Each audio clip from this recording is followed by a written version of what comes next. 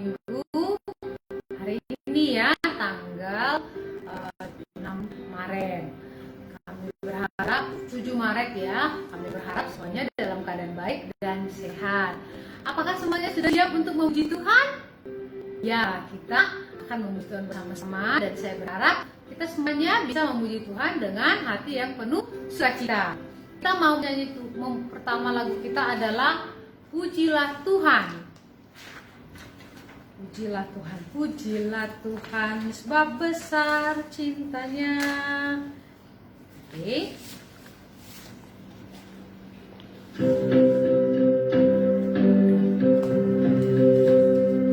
Pujilah Tuhan, sebab besar cintanya. Pujilah Tuhan, sebab besar kuasanya. Pujilah Tuhan, Raja segala raja. Mari kita puji Dia. Sekali lagi ya. Pujilah Tuhan, sebab besar cintanya. Pujilah Tuhan, sebab besar kuasanya. Pujilah Tuhan, Raja segala raja. Mari kita puji Dia. Ya, bagus ya. Lagu yang kedua adalah lagunya Tuhan Yesus, aku berjanji. Berjanji apa? Menjadi murid Tuhan yang setia ya. Kita semuanya mau jadi murid Tuhan yang setia.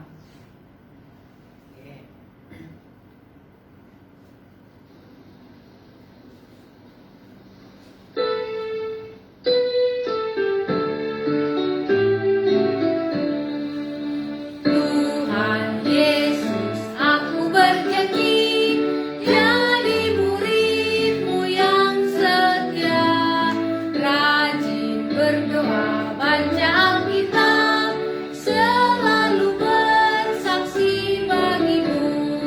Akal iblis aku menolak, firman Tuhan aku menurut, mulai sekarang sampai selamanya, tetap setia pantang mundur. Sekali lagi ya. Tuhan Yesus, aku berjanji jadi murid-Mu yang setia, rajin berdoa, baca Alkitab, selalu bersaksi bagi-Mu.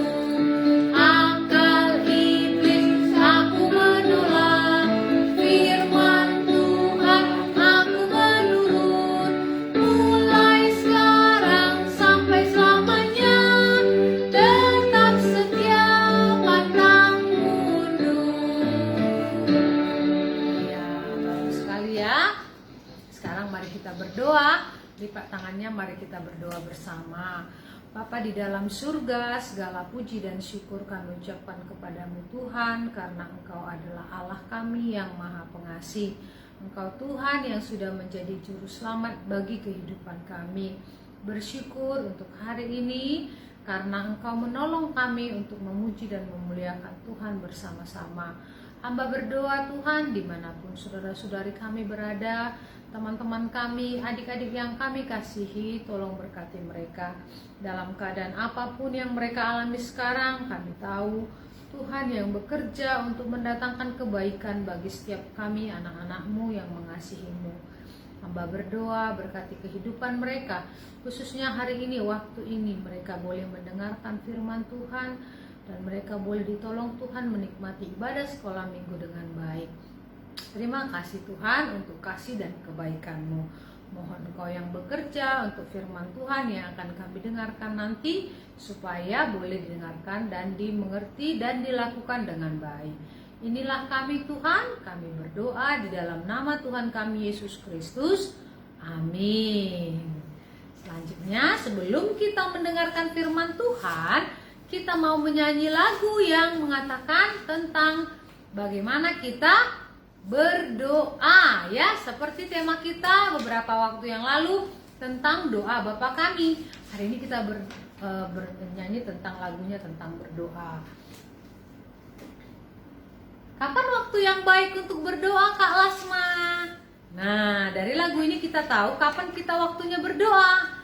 Kita waktunya berdoa yang paling baik adalah setiap waktu, tidak melihat keadaan juga dan waktu yang tertentu, kapanpun boleh ya. Kita mau bernyanyi tentang berdoalah.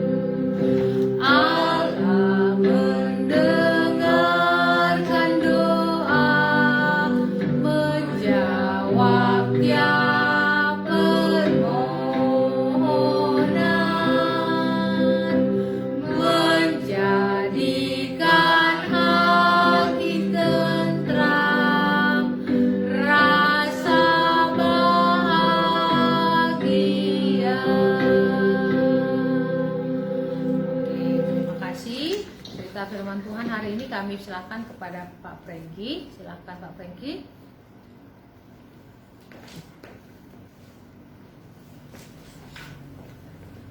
Baik, selamat pagi adik-adik semuanya di mana saja berada. Ya, gimana kabarnya?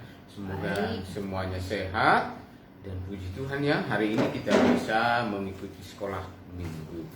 Nah, siap-siap mendengar firman Tuhan. Duduk yang tenang, terus juga persiapkan Alkitabnya.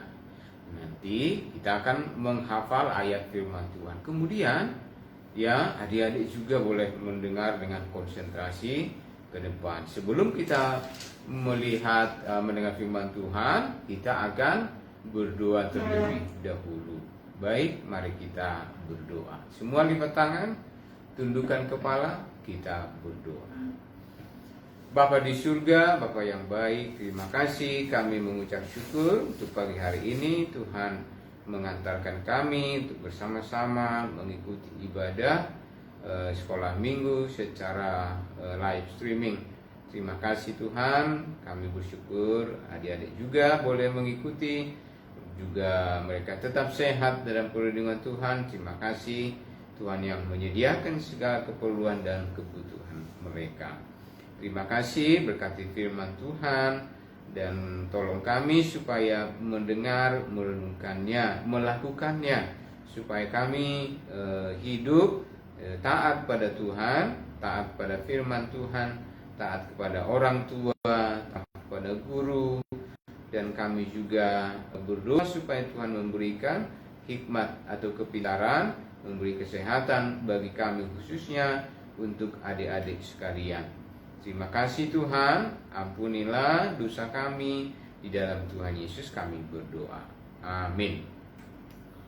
Nah adik-adik sekalian, bagaimana ya cerita Natal yang kemarin kita sudah mendengar, bagaimana Yesus ya lahir di Bethlehem di dalam palungan.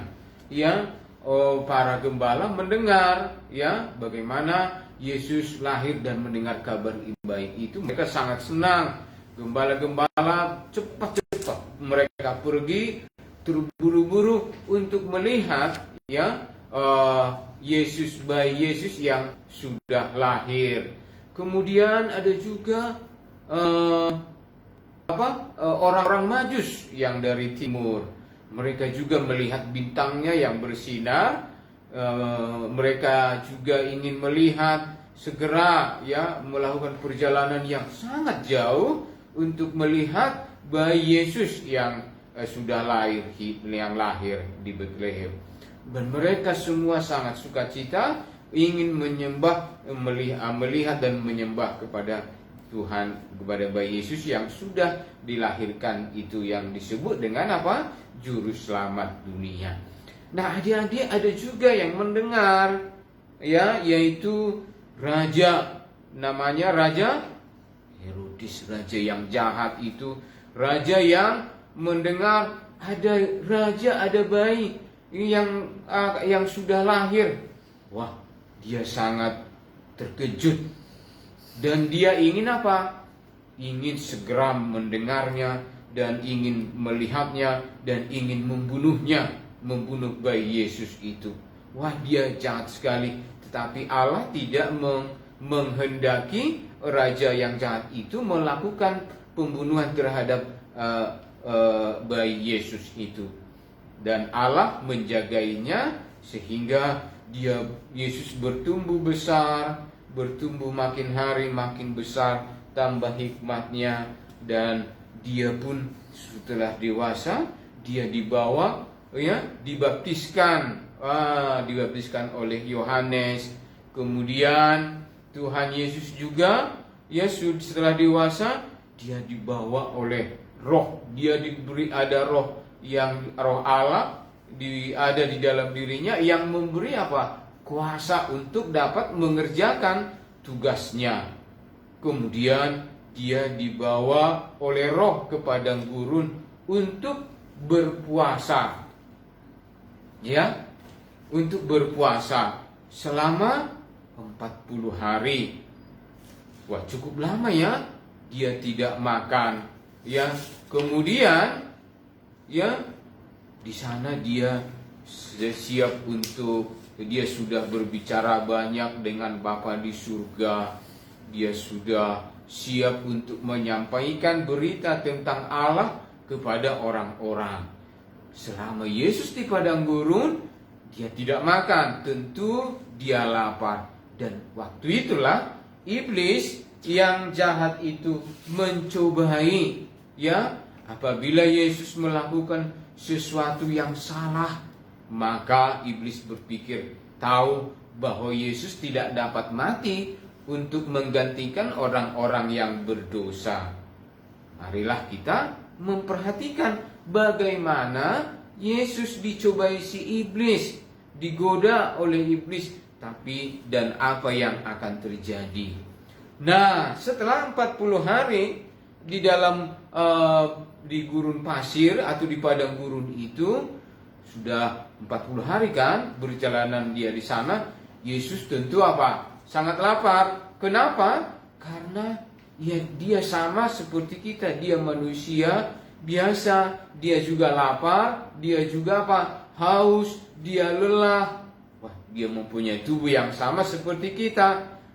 Iblis tahu Yesus sudah lapar. Iblis datang lagi dan berkata kepada Yesus dan mencobainya. Wah, saatnya Yesus sudah lapar, saatnya iblis menggodanya. Dan dia berkata, jika engkau anak Allah, kata iblis, wah benar ya dia anak Allah, perintahkanlah supaya batu-batu ini menjadi apa? Roti. Perintahkanlah batu-batu ini supaya menjadi roti. Lalu kata iblis demikian, lalu engkau akan dapat makan. Iblis tahu bahwa Yesus adalah apa? Anak Allah. Iblis tahu bahwa Yesus dapat mengubah batu-batu menjadi roti. Wah, dia kan maha kuasa ya.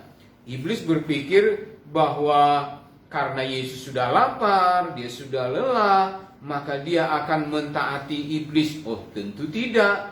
Apakah kamu tahu adik-adik bahwa iblis juga sering menggoda kita, mencobai kita supaya apa? Supaya memuaskan kebutuhan atau keinginan kita sendiri, keinginan hati kita. Contohnya dia mencobai kita untuk melakukan hal yang sama. Contohnya, kalau kita makan, kita sering ada yang merengek-rengek, mengeluh, menangis. Padahal bisa juga belum waktunya makan, belum waktunya makan, dilarang makan, tetapi langsung melanggar, mengambil, tidak mentaati perintah. Bisa juga demikian. Nah, kalau kita membaca Lukas pasal 4, ya bagaimana Yesus menjawab ya cobaan ya iblis itu. Dia berkata, Lukas pasal 4 ayat 4, ya, ada tertulis, jawab Yesus kepadanya, ada tertulis, manusia hidup bukan dari roti saja. Ini menunjukkan bahwa ya walaupun kita perlu makan, ya adik-adik perlu makan ya supaya bisa tumbuh, tetapi ada hal yang lebih penting, yaitu melakukan kehendak Tuhan, ya kebutuhan rohani kita. Mentaati firman Tuhan itu kan menjadi hal yang sangat penting supaya kita bertumbuh secara rohani. Makanan memang berguna untuk tubuh kita, tetapi firman Tuhan untuk berguna untuk rohani kita, iman kita. Kemudian Yesus tahu bahwa firman Allah menyatakan kepada kita untuk melakukan apa yang benar dan yang baik. Oleh sebab itu Yesus tidak mau mentaati iblis yang jahat itu, karena Yesus tahu mana yang benar. Yesus tahu firman Tuhan yang lebih penting, ya. Dan akhirnya cobaan dari iblis itu tidak berhasil. Nah, adik-adik, kemudian iblis tahu bahwa firman Allah benar. Oleh sebab itu dia tidak dapat mengatakan bahwa menyatakan kepada Yesus bahwa Alkitab tidak benar. Iblis tahu bahwa Alkitab itu benar. Lalu iblis mencari cara. Ada lagi caranya, adik-adik. Caranya kemudian dia mencoba Yesus kembali dan membawa Yesus kemana? Ke atas gunung yang sangat tinggi. Iblis menjelaskan atau memberitahukan, memperlihatkan segala apa? Semua kota, kemudian kerajaan, ya, dalam waktu sekejap, ya. Iblis menunjukkan kota-kota atau kerajaan-kerajaan dalam sekejap. Ya, kita tidak tahu bagaimana ya iblis melakukan itu, tetapi Alkitab berkata demikian. Dan Yesus memang melihat ya semua kota yang ada itu dan kerajaan-kerajaan itu. Adik-adik, gimana ya jadinya ya? Itu kan megah sekali, sangat indah kota-kotanya. Tetapi Yesus juga suatu saat nanti dia akan menjadi penguasa atas segala kerajaan. Dia akan menjadi raja atas segala raja. Dia akan menguasai segalanya. Tapi Yesus akan mati terlebih dahulu dan bangkit dan naik ke surga. Iblis mencoba Yesus dengan hal-hal yang dapat dilihat. Iblis berjanji untuk memberikan apa? Ini kota-kota itu, kerajaan-kerajaan itu, apabila Yesus sujud menyembah kepada iblis. Jahat sekali ya. Yesus adalah pencipta, dia Allah yang maha kuasa. Iblis berusaha iblis yang disebut sebagai putra fajar, bintang timur, dia yang dulu ada di surga, di tempat yang indah, sekarang dia jatuh ke dalam dosa karena dia menarik pengikutnya untuk menyembah kepada iblis, kepadanya, bukan menyembah kepada Allah ya yang maha kuasa. Nah, iblis gagal lagi adik-adik. Karena apa? Dia jahat sekali. Dia adalah sombong. Kejahatan apa? Kejahatan yang dilakukannya adalah apa? Dia ingin disembah. Tentu adik-adik, hanya Tuhan Yesus yang layak disembah. Ya, oleh sebab itu iblis mencoba Yesus dengan menawarkan kepada Yesus segala kerajaan dunia, tapi tidak berhasil karena Yesus adalah pemimpin. Dia adalah penguasa dunia dan Yesus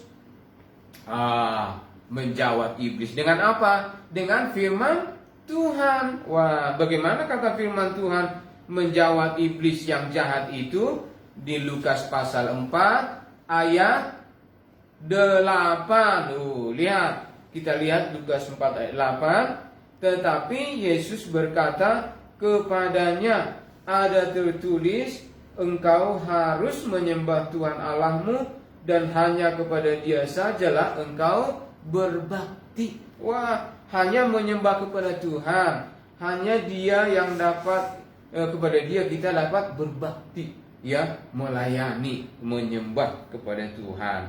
Nah, adik-adik sekalian, kemudian wah, iblis tidak capek-capek ya, karena sudah gagal. Pertama gagal, kedua gagal juga.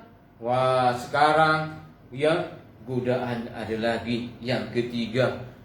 Ya, iblis tidak mau ketinggalan, tidak tinggal diam. Dia berusaha untuk berhasil. Wah, pada kesempatan yang lain lagi, iblis membawa Yesus kemana? Ke bagian baik Allah. Bagian apa? Hubungan yang tinggi dari baik Allah itu. Wah, dia dibawa ke atas, kemudian di Yerusalem ya, dan Yesus naik ke atas hubungan itu. Kemudian dia tentu ada di bawah ya, orang-orang yang ada berjalan, yang ada di bait Allah itu di halamannya. Kemudian wah, iblis lagi-lagi mencobai Yesus. Sekarang iblis memakai firman Allah untuk apa? Mencobai Yesus. Wah, iblis mengatakan bahwa Yesus harus membuktikan bahwa Dia adalah Allah. Caranya bagaimana? Ya, caranya bagaimana?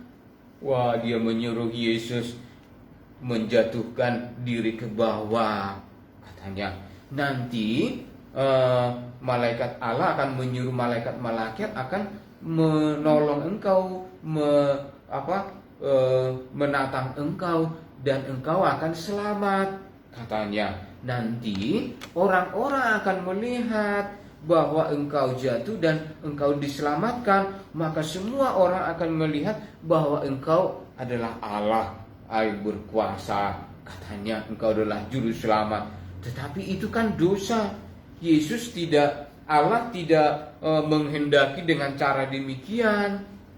Allah tidak menunjukkan cara demikian untuk menyatakan bahwa Yesus adalah juru selamat.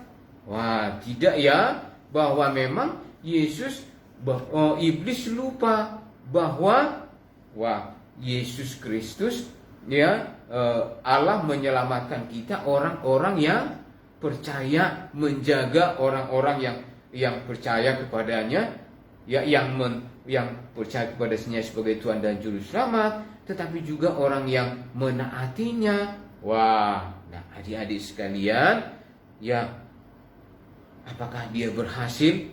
Oh, tidak. Ya, dia tidak berhasil. Iblis tidak berhasil. Kemudian Yesus berkata kembali, menjawab iblis itu. Apa jawab Yesus? Maka kita buka lagi di dalam Lukas 4 ayat 12. Ya, firman Tuhan. Yesus menjawab iblis itu. Katanya, ada firman, jangan engkau mencobai Tuhan Allahmu. Wah, dia berpikir iblis itu akan sukses ketika dia memakai firman Tuhan. Tapi dia lupa adik-adik bahwa apa yang disampaikan iblis itu tidak lengkap.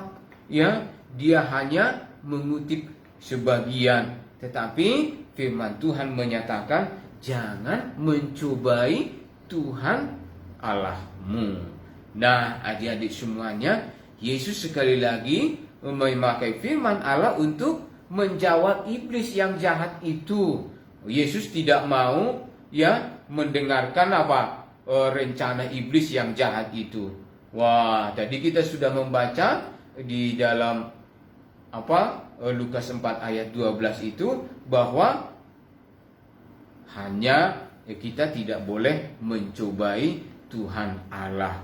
Nah, adik-adik semuanya, ya, Tuhan Yesus 3 kali dicobai, tapi dia tetap menggunakan firman Tuhan untuk menjawab iblis. Nah, adik-adik sekalian, memang sangat penting kita untuk apa?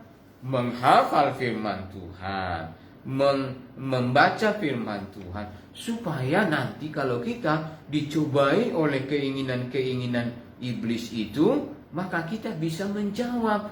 Oh, kita ingat firman Tuhan, oh itu tidak boleh. Nah, kita bisa ingat firman Tuhan, kita bisa menjawab apa? Oh, godaan iblis itu dengan firman Tuhan. Oh iya, saya mendengar ayat firman Tuhan hari ini. Oh, saya diingatkan oleh firman Tuhan, diajari oleh firman Tuhan yang saya hafal, yang saya tahu bahwa tidak boleh begitu, tidak boleh melakukan itu tidak sesuai dengan firman Tuhan.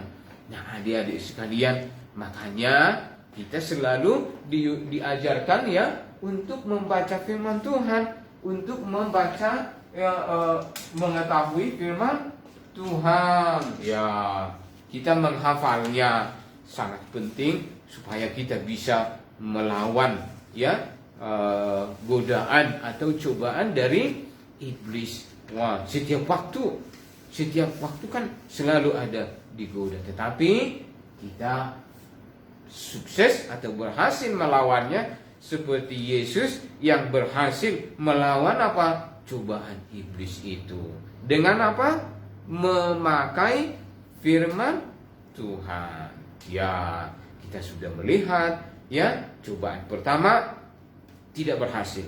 Cobaan kedua juga tidak berhasil. Cobaan ketiga juga tidak berhasil. Karena Tuhan Yesus menggunakan firman Tuhan untuk melawannya.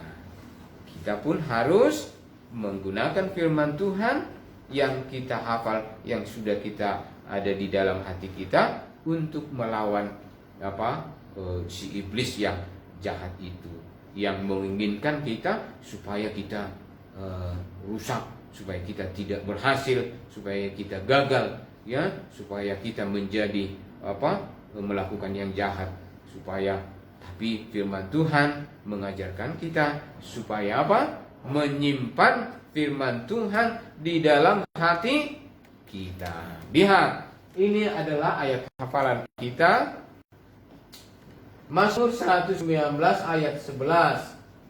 Ya, Mazmur 119. Oke. Mazmur 119 ayat 11. Firman Tuhan berkata demikian, dalam hatiku aku menyimpan janjimu, supaya aku jangan berdosa terhadap engkau. Nah, kita baca sekali lagi, Mazmur 119 ayat 11. Dalam hatiku aku menyimpan janjimu, supaya aku jangan berdosa terhadap engkau. Di hati katanya menyimpan janji. Janji itu maksudnya apa? Firman Tuhan. Ya, menyimpan janji, yaitu menyimpan firman Tuhan, supaya aku jangan berdosa terhadap engkau. Jadi kita bisa berhasil kalau kita menyimpan janji Tuhan, menyimpan perkataan firman Tuhan di dalam hati kita. Jadi adik-adik baca firman Tuhan di rumah, dan juga ayat hafalan kita setiap minggu, supaya kita berhasil. Karena menyimpan janji Tuhan di dalam hati kita. Jadi kalau ada masalah, ada godaan, ada cobaan dari iblis, kita bisa melawannya dengan janji Tuhan, dengan firman Tuhan. Nah, adik-adik sekalian, nanti dibaca lagi ya. Ingat, Mazmur 119 ayat 11. Mari kita berdoa. Baik, lipat tangannya, kita berdoa. Bapa di surga, terima kasih, kami mengucap syukur untuk pagi hari ini sudah mendengar firman Tuhan. Terima kasih berkat firman Tuhan. Kami berdoa supaya kami ingat firman-Mu, ingat untuk melakukannya, merenungkannya senantiasa, supaya kami bisa berhasil melawan cobaan-cobaan dari iblis, keinginan-keinginan dari iblis atau keinginan daging kami, juga keinginan mata, keinginan hati dan lain sebagainya.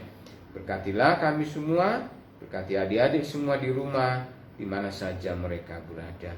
Berikan masa depan yang baik, terutama supaya mereka mengenal Yesus sebagai Tuhan dan Juru Selamat. Ampunilah dosa kami, di dalam Tuhan Yesus kami berdoa. Amin.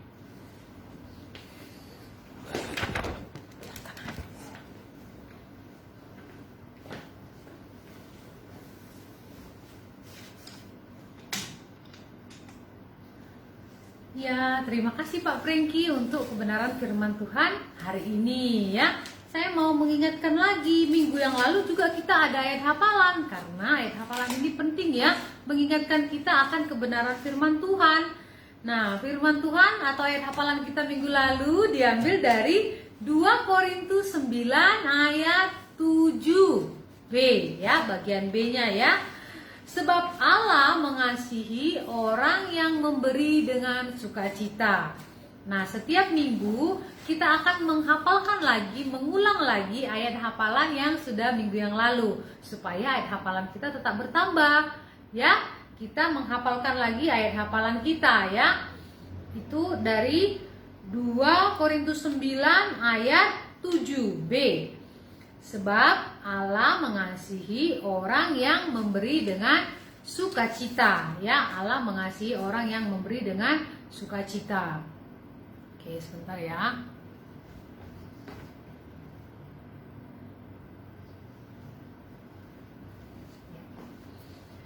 Kita akan menyelesaikan sekolah minggu hari ini. Mari kita menyanyi dulu ya. Satu lagu lagi, Percaya Patuh. Setelah ini kita akan berdoa. Oke, kita menyanyi Kalau Serta Tuhan dalam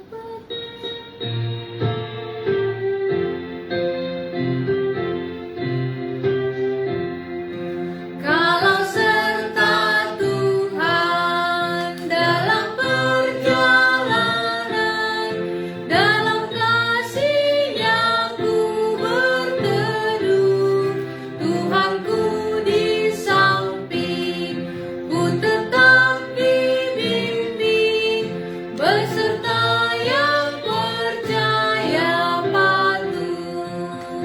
Percayalah, patuh pada Allah, agar hidup bahagia, percaya patuhlah. Terima kasih. Kita akan berdoa. Mari kita berdoa. Bapa di surga, terima kasih, kami bersyukur untuk waktu ini. Tuhanlah yang sudah menolong sehingga ibadah sekolah minggu kami hari ini diberkati Tuhan. Hari ini kami belajar bagaimana Tuhan Yesus sendiri mau mengasihi firman Tuhan, menghafalkan firman Tuhan, sehingga Dia yang mengalami pencobaan di padang gurun menggunakan firman Tuhan untuk menang dari cobaan iblis. Tuhan, kadang-kadang cobaan iblis datang kepada kami dalam bentuk hal yang kami juga tidak sadar, atau kadang kami juga merasa tidak mampu mengalahkannya, tapi kami tahu Tuhan yang menolong, memberi kekuatan untuk kami menang dari pencobaan itu. Kami mohon pertolongan Tuhan selalu bagi kami. Terima kasih. Kami berdoa buat saudara-saudari kami yang menonton dimanapun berada. Berkatilah kehidupan mereka. Berikan mereka Tuhan kesehatan, kekuatan, pertolongan, dan juga segala rencana mereka berjalan dengan baik dalam pertolongan Tuhan. Berkati adik-adik yang masih ujian, berikan mereka kepandaian dan kepintaran, sukacita, hikmat dari Tuhan, dan bisa mendapatkan nilai yang baik. Masa depan dan cita-cita mereka diberikan oleh Tuhan. Terima kasih. Hamba berdoa buat adik sekolah minggu kami, buat Arus Edo Alwani, hamba berdoa. Berkati juga untuk Yuka, si Homoroka, hamba berdoa buat Joani, hamba berdoa buat Yukiko di Semarang, hamba berdoa buat Alberto Simatupang, hamba berdoa buat Ibu Kuniko Yamamoto, hamba berdoa buat semua teman-teman kami Tuhan. Hamba berdoa buat Kaden, Jeremia Lee yang berada di Jakarta, Tuhan berkati. Semuanya kami Tuhan, kami rindukan dalam pertolongan-Mu. Juga bangsa kami, bangsa Indonesia, Tuhan jaga lindungi Presiden kami dan semua orang-orang, bahkan para aparat kesehatan yang bekerja dalam memberantas COVID-19, Tuhan memberkati. Lindungi kami Tuhan, juga negara-negara lain, teman-teman kami yang berada di luar negeri atau dimanapun berada, Tuhan yang memberikan dan memberkati kehidupan mereka. Inilah kami, mohon ampun untuk dosa dan pelanggaran kami. Kami mohon berkat Tuhan supaya minggu depan juga kami bisa ikut ibadah dengan baik. Dalam nama Tuhan Yesus Kristus kami berdoa. Amin. Terima kasih untuk waktunya. Tetap sehat, semangat, dan Tuhan Yesus memberkati. Dadah.